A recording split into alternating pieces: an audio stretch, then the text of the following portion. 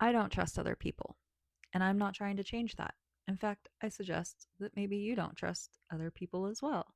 Now, does that sound toxic? Probably. And it could be where a lot of my problems stem from, is from not trusting other people, not being able to rely on other people. On the other hand, I do trust that people will always do what's right for them. And that's the trust that I trust in. I don't trust in people being loyal for me. I don't trust in people being there for me. I don't trust in people putting me as a priority because they should be their priority. If someone's putting me on a pedestal and not putting themselves on a pedestal, I feel like that is a major red flag. My name's Deb, and I'm a human having human experiences.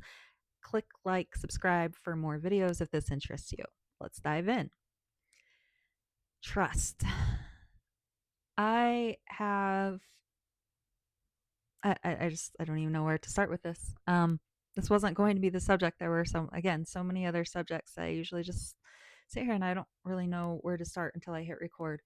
And I do have trust issues. I have a lot of trust issues because I've been let down a lot and I've been told things and then people backtrack on those things.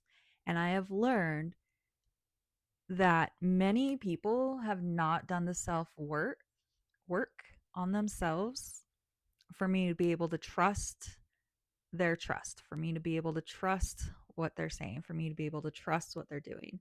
Because in the end, I know that everyone should be doing what's best for themselves first. And so I trust people to do what's best for them. With that, that also takes away any expectations. So I can't be disappointed. Like, oh, you're choosing this over me? Of course you are. Like you should, because that's what makes you happy. I feel like a lot of people have put a lot of emphasis on trust, meaning sacrificing yourself for others, and that's not true.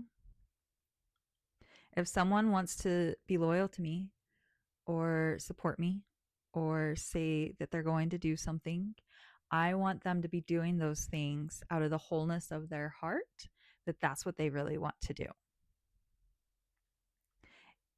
Unfortunately, most people are dealing with programming that doesn't allow them to follow their soul's calling and what they really want for themselves. Many people are people pleasers.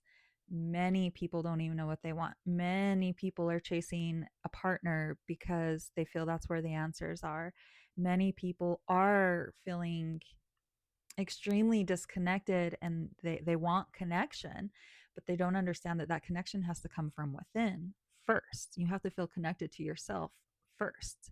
If you bring in a partner and you don't have your own framework built up, then anytime that partner confronts you with anything, you're not going to know the answer to it because you're so used to pleasing people and telling them what they want to hear.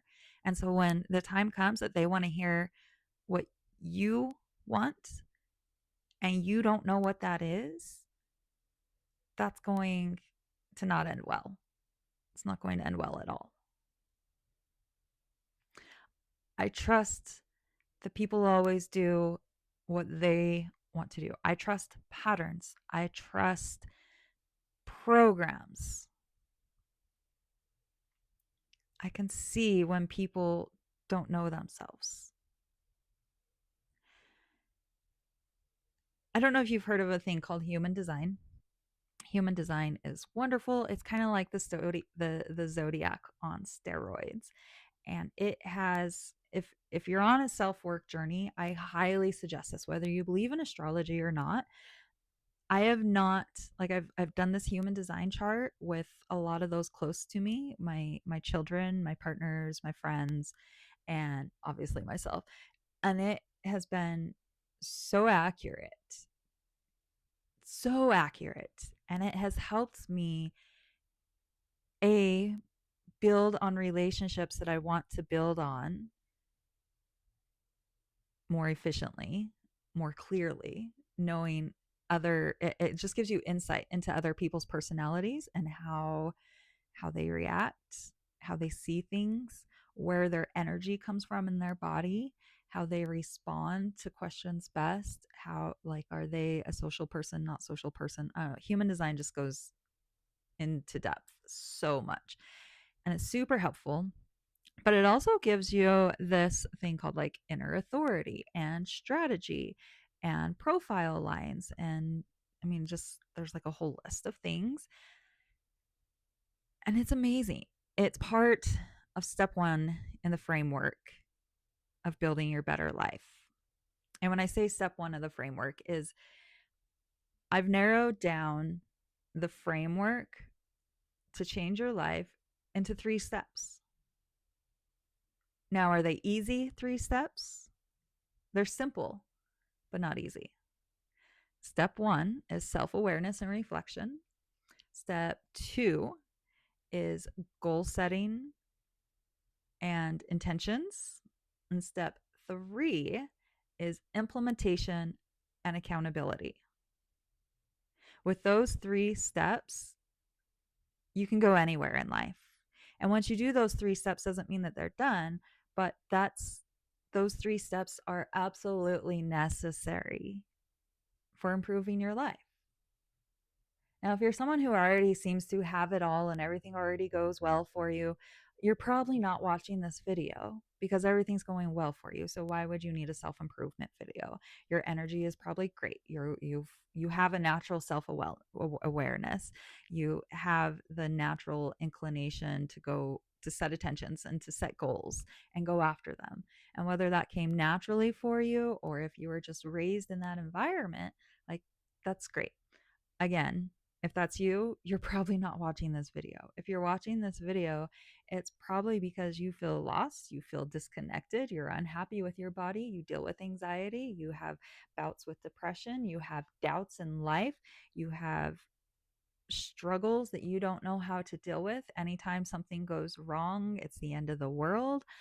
Like, all those things are what this channel is about.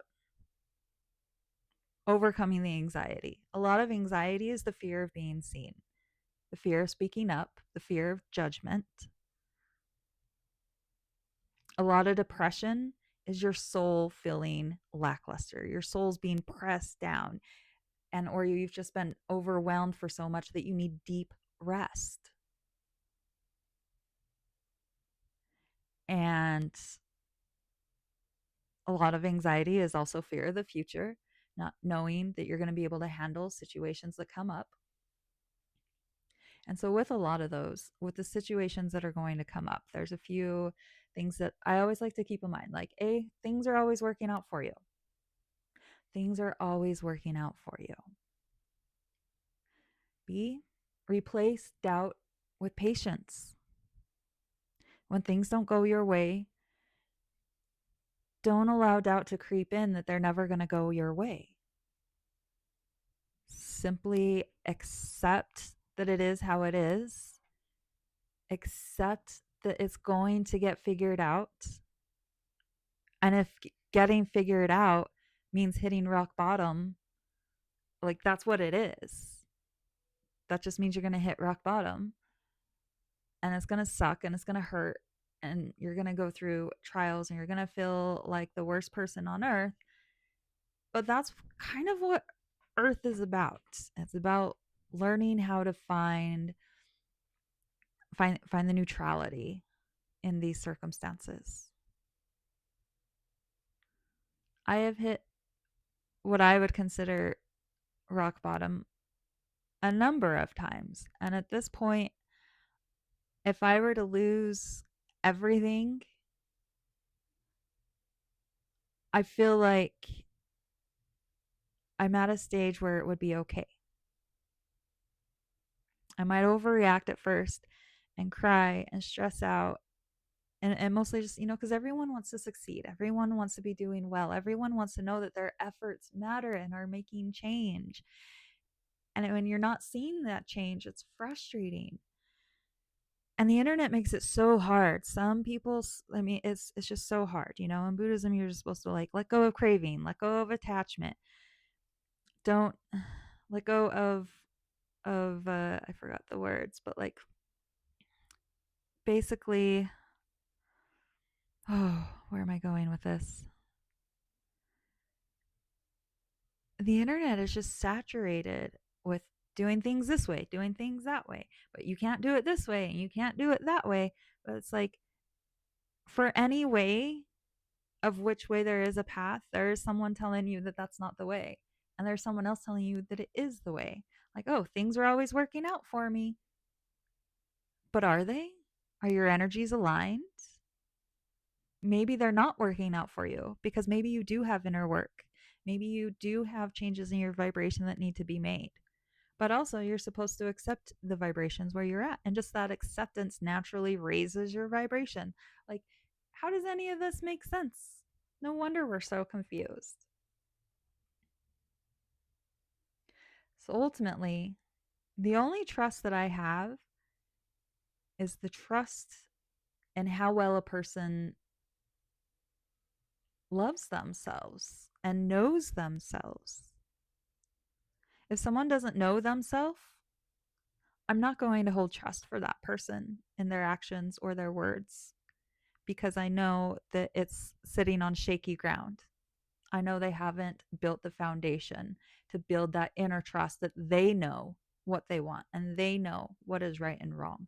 And they know what their values are that they want to stand strong towards. And sometimes I give people more trust. Sometimes I see all that and I still give them more trust than they deserve because I see into people.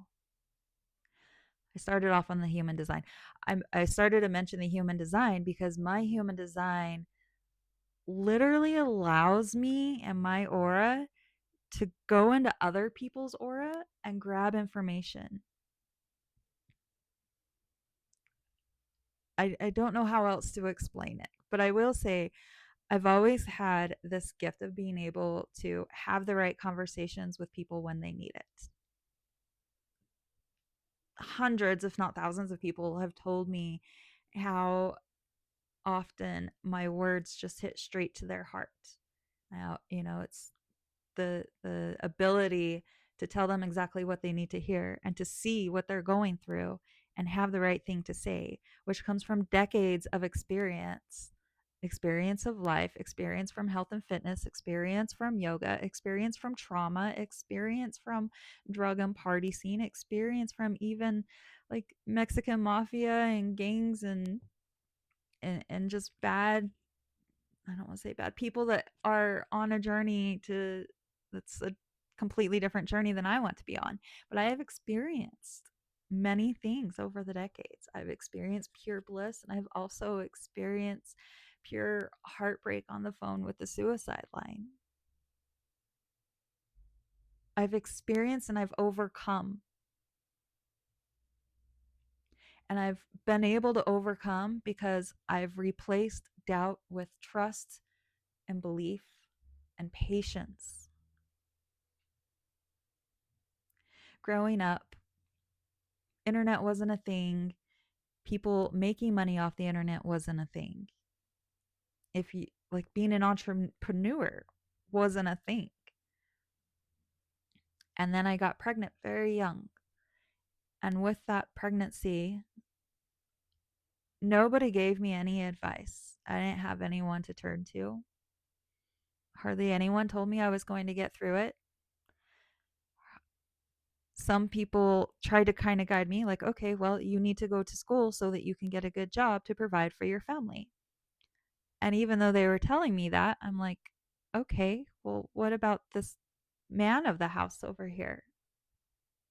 What's he doing for the family?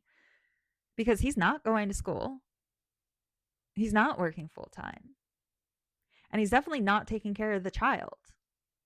So, how am I supposed to do all this by myself? The child wouldn't get picked up from school. The child was constantly being left with other people. Bills weren't being like, it was hard. And then the end of the day would result in drunken fits of anger, rage, things getting broken. Like, it was not healthy. And in his defense, we were young and dumb, stressed out. Like, we didn't have the tools for things. But I knew that that's not the life I wanted.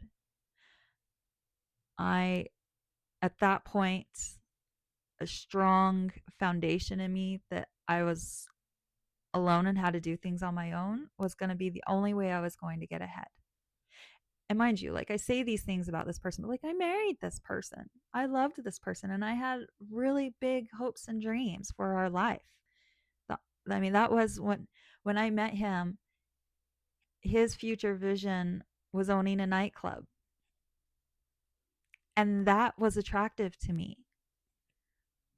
That was so attractive to me. Entrepreneurship, doing something that gives back to other people, doing something that is outside of the box.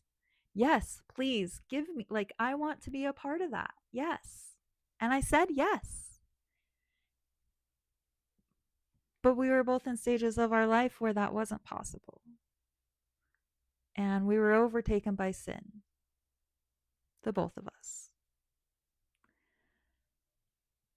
I luckily had higher visions and decided to move on.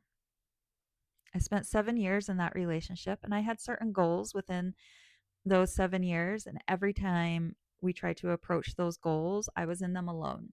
So if I was going to be in them alone, I was going to cut the dead weight. So that's what I did. And I left that really strongly until something didn't go my way. Paperwork got forged and I lost custody of my child for absolutely no reason. I had yard sales to try to get all the money that I could, sold everything I could so I could try and retain a lawyer to go forward, and it didn't work out. And that was a really hard time in my life. To have given up your entire life's future to raise a child and then you don't even get to raise that child. I guess I can't talk about that situation. It's gonna cry and ruin. Okay. So the next step, that destroyed me. Losing my family destroyed me so much more than I could have anticipated. I remember sitting in my mother's bathtub just crying, screams of agony. And I wasn't strong enough on that. I got my own apartment. I was doing a single life a little while. All of a sudden, I went from like having this child and family to be a part of to having nothing, just alone. And I spiraled. I didn't spiral. I was dating, and this one person I was dating, again, brought me in with their stories. Oh, I had gotten a house and I had this much money that I was able to put down and I have this nice car, blah, blah, blah. They reeled me in with all these things. And then it was a flip.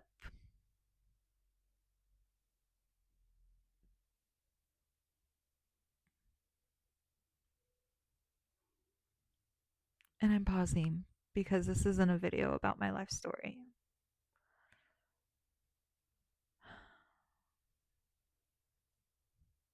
Who's going to listen to 19 minutes of my life story?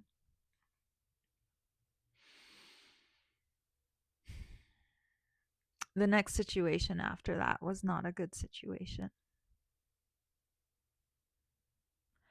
Losing my first family destroyed me so much that I vowed I was not going to let the second family fail. And within that vow, I allowed so much to happen that should never be allowed to happen. And by the end of it, I was broken. That's not true. Not to, let's see, where was this? So during that, internet started becoming a thing. MySpace, Facebook, Google, just things. And I remember seeing these two girls from the town, like these two girls that lived in my same town, become millionaires online through helping other people. And at that moment was when everything shifted. I had a new goal, I had a new vision. I started paying attention to my food. I started paying attention. I've always paid attention to my body, but I started actually like really learning about the body, really learning about fitness a bit more, really learning about nutrition, implementing, see, self awareness, reflection, implementation. And then I started setting goals. And with those goals, it was just I was daydreaming in my head all day long until they came true. And at that time, my main goal was to know what it's like to have a man that is nice to you, that doesn't yell at you or throw things at you or bring weapons into a situation or talk down to you like you're the most horrible person on earth. Definitely, I wanted someone I could build a future with, someone that I could trust would keep me safe. And eventually that person came into my life. And I remember one of the first times that I visited that person and I fell asleep. It was like the middle of the day. I mean, the first year of dating this person, it was so many times I would just fall asleep because I was exhausted. I had spent so long, I had spent a decade living in fear and carrying the extra weight of families, carrying the dead weight of men that didn't step up to guide and to lead their family. And that was really nice. And I still continued all my fitness goals. But ultimately, I was still living in his shadow. And during that time, I was, it was probably, I mean, it was a really good time in my life because I felt confident. I felt safe. I felt secure. I felt I could trust him. I was happy with where my life was, aside from the custody battles, not having my oldest child. But ultimately, I was happy and I was confident, and I started sharing my issues of depression from the past and how the health and fitness and activities and nature and just taking control helped allow things to settle nicely, that I could breathe again. And then within that, I realized all my safety, all my stability was all because of the person I was with. It wasn't because of me. It wasn't because I trusted in the universe. It wasn't because I had built the safety and stability, financial stability. And that was a huge thing. This person took care of me and supported me, and I didn't have to worry about finances. Yes, I worked on my own and provided for me and my own children. I did my best to pay my share and put things in. I did my best to be fair, and it worked for a while, and I felt split, but ultimately I didn't have that worry and stress of, if something went wrong, how would I take care of it, because I had this really amazing man that knew how to lead, and he would take over and take care of things for me, and it was amazing. I was allowed to get to know myself in that relationship, and unfortunately getting to know myself resulted in that relationship ending because I needed to know that I could do it on my own without someone else.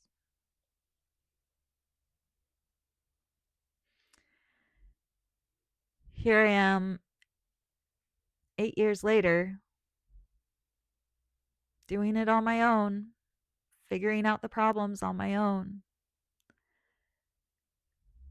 Definitely spiraled again.